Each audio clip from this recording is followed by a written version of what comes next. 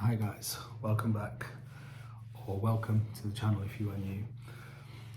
Now, I was having a conversation with somebody on this channel very recently, and they were commenting on one of my videos, and I got a few nasty comments. I do get them every now and then. We all get these things in life.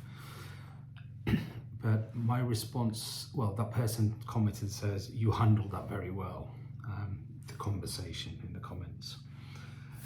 And I thought, did I? Because I didn't really handle anything. But so I said thank you, and then they said something on the lines of, you know how to deal with toxic people. And then I said thank you again, and I gave them a thumbs up. And then they said, I wish I knew how to do it. And I just thought, why is this person, continuing this dialogue with me? But then suddenly out of the blue, I got a message from the same person. I'm gonna call her Sarah. Her name is not Sarah, but I'll call her Sarah. And she messaged me and said, I've started a channel, a similar channel. It's for what do you call it, mascara or some makeup stuff. I said I get a lot of toxic comments on my channel because of I'm guessing she said because of how I come across. I'm guessing that's just her mannerism, her words, or whatever. And I sometimes find it difficult, so I remove comments. So really, what Sarah was doing, she wasn't trying to compliment me.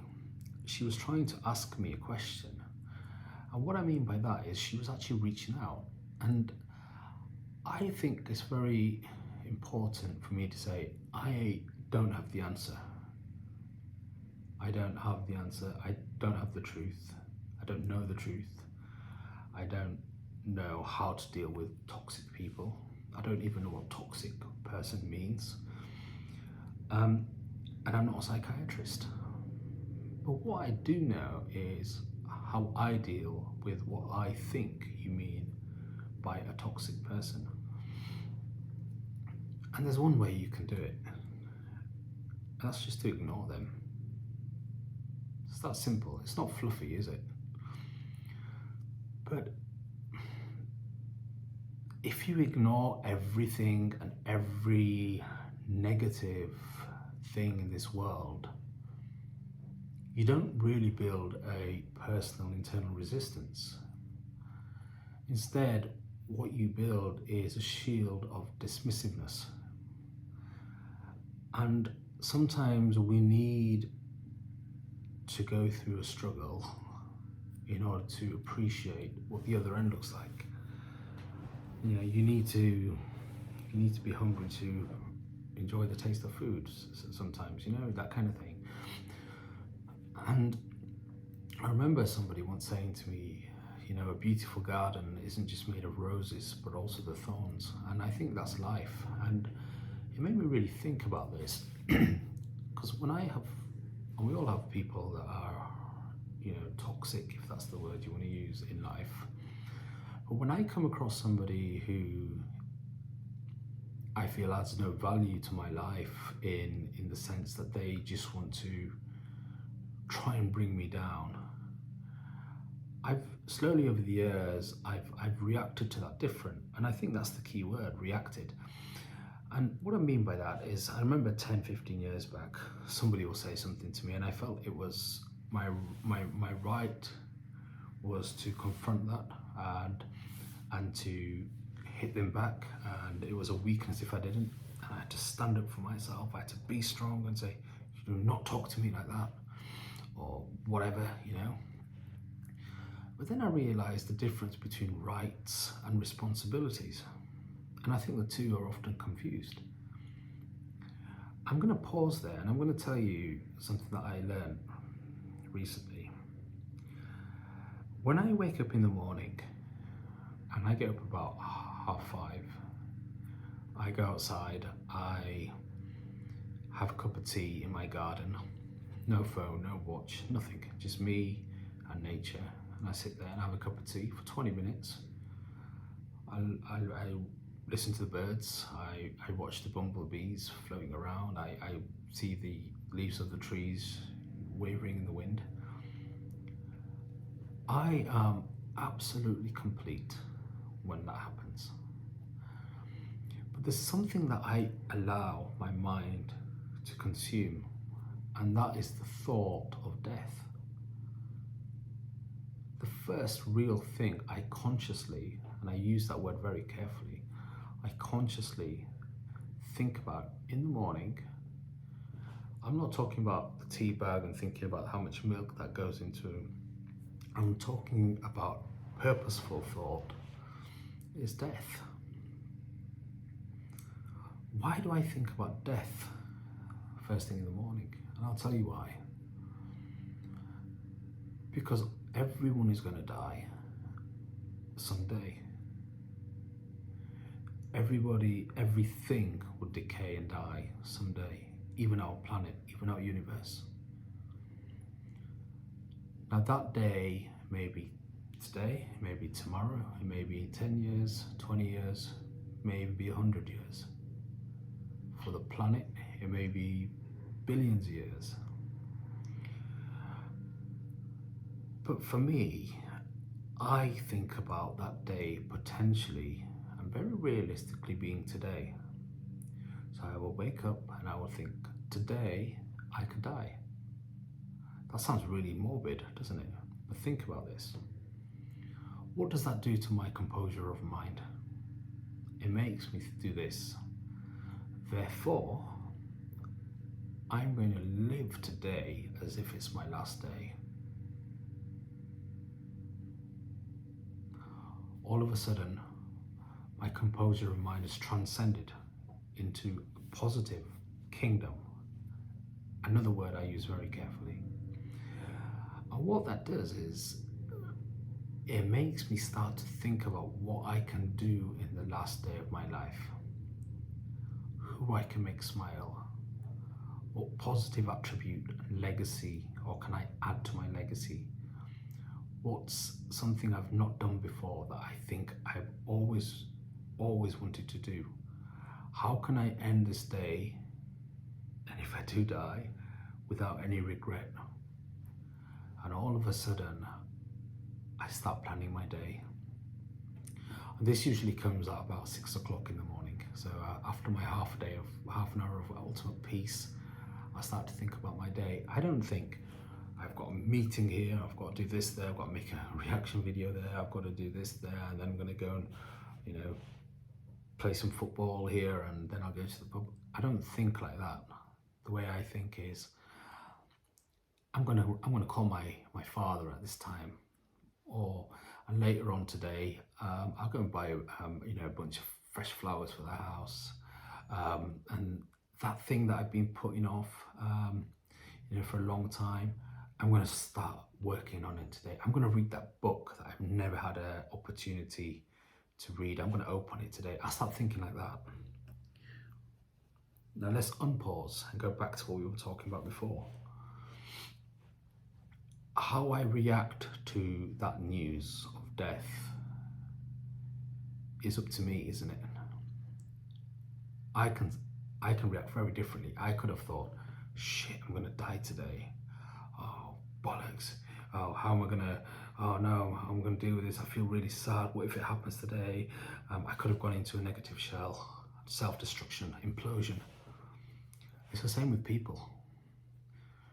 How you react to people is up to you. How they react to you is up to them. And what you get out of people is usually what you see in them.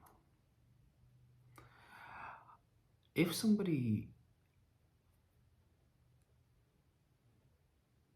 talks a whole load of negative nonsense, or they just want to make me feel bad or make you feel bad, why should you let them? Would it not be easier for you to just say, okay, thank you, and not even let them in here or in here? And to have your own force shield, easy said. But I think with practice, if you really think about it, it starts to become very, very relevant. When I'm sitting in the garden in the morning, I know that these bees around me, if I go and attack them, they're going to attack me. But I know if I don't attack them, and I let them wander around, just buzzing around, and I sit there calmly and peacefully, they won't feel like I'm not going to say a threat, but they won't feel like I'm a danger to their security. And that's what a lot of these people, toxic people, are. They're insecure. They feel like you're a danger to their security, and therefore they want to try and use you as leverage to make them feel better or to get some aggression out. But choose how you react to that. When you're driving down the street and someone cuts in front of you, rather than horning and swearing, just smile. Drive around them. They're not getting away with it. What's happening is something very different. And try this. When you get angry with somebody, and you just think about this in your mind, you're getting angry with somebody, you say, you're bloody this, you're effing this, and you this, and you that. And they turn around and say, okay, fair enough. And they walk off smiling. How would you feel? You won't feel good. You want a reaction. And what happens slowly is everyone's mind and everyone's soul, which is inertly pure, starts to play a game with their spirit. And they start to go through this internal process of regret and guilt and remorse. Almost every single living thing has an element of that. You might think that's untrue. You might think in the wild, when an animal kills another animal, it has no remorse or regret. And there's no way of us, checking their composure of mind. But I know for a fact when it's their little ones, or and it's their sibling, or if a lion's cub is injured, you can see an element of regret. You can see an element of remorse, not because they did something wrong, but something negatively has impacted their security. And it brings me on to a much bigger point of, if you're a good person and things keep happening to you and people keep throwing their crap on you and just bearing this big burden on your shoulders, don't let that interfere with your sense of sensibility, with your stillness, with your soul. Instead, what you should consider is that there is no such thing as good and bad. There is no such thing as of positive or negative. It all just is. The only difference is how you perceive it, how you react to it, how you welcome it into your life, or you don't let it into your life.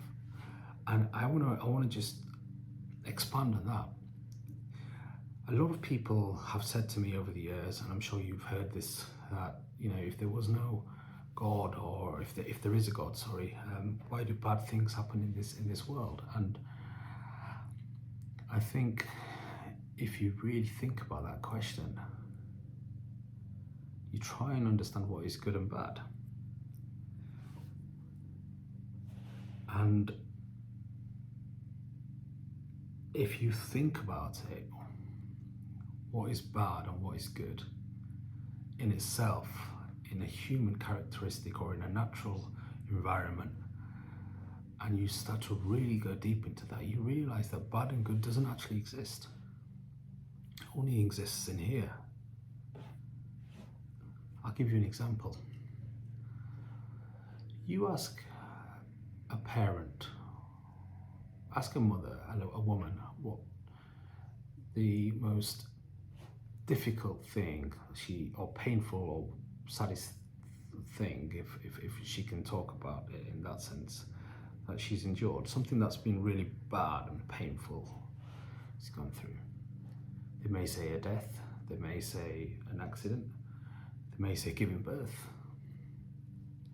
Giving birth is known to be one of the most physically painful things a woman goes through. And then ask her, what's the most beautiful thing that you've experienced in your life? The goodest, if that's even a word. Say, giving birth. You've gone, the first thing they've encountered in this most extremely painful and extremely loving thing, within a second of each other, is giving birth. They've gone from absolute pain and anguish to absolute awe and beauty of life. Doesn't that just personify the difference and the margin? And in some respect, going back to what I was saying about death, we're all going to die. And if we worry about that, or if we think, oh no, a tsunami has happened and therefore 40,000 people have just perished, there is no God. That's 40,000 people that have died. But everyone's going to die. Why are we complaining about an inevitability? Why are we suddenly blaming a God and an evil being because people have succumbed to what is inevitable? If a tree falls, do we blame God? It's died, do you blame God? Of course not. If 10 trees fall, do we blame God? Of course not. If people die, do we blame God? Yes. If something happens to a young child, and the child is completely innocent and beautiful, and they go through a horrible thing in their life and soul, you can think there is no way that is anything but evil. These things exist in the world, and they exist for one reason. It's because we are all sinners. The amplitude or the magnitude of that sin doesn't change just because of a different person. We're all sinners. Everything we do is sinful. When you were driving your car in that road rage scenario and you hit loads of insects on your windscreen, have you murdered insects? You've killed animals? Of course you have. When you walk on the grass, what happens to the grass? It flattens. It's going through a cycle of death because of you. When you stroke your beautiful pet, your dog, and you're loving your dog and you're giving it all the treatment, and then that same night you're having a chicken burger, you feel alright about that. Think about it. What are you doing? You're claiming to love animals, and then the same evening you're eating them. Someone said to me, cows are very sacred in India. And I said, why is that? And they said, because they give us milk. And I said, how do they give you milk? And they just laughed. And they said, I don't know. I mean, how does a cow give you milk? You're taking something that's created for its young ones. When you chop a vegetable, it wasn't made for you.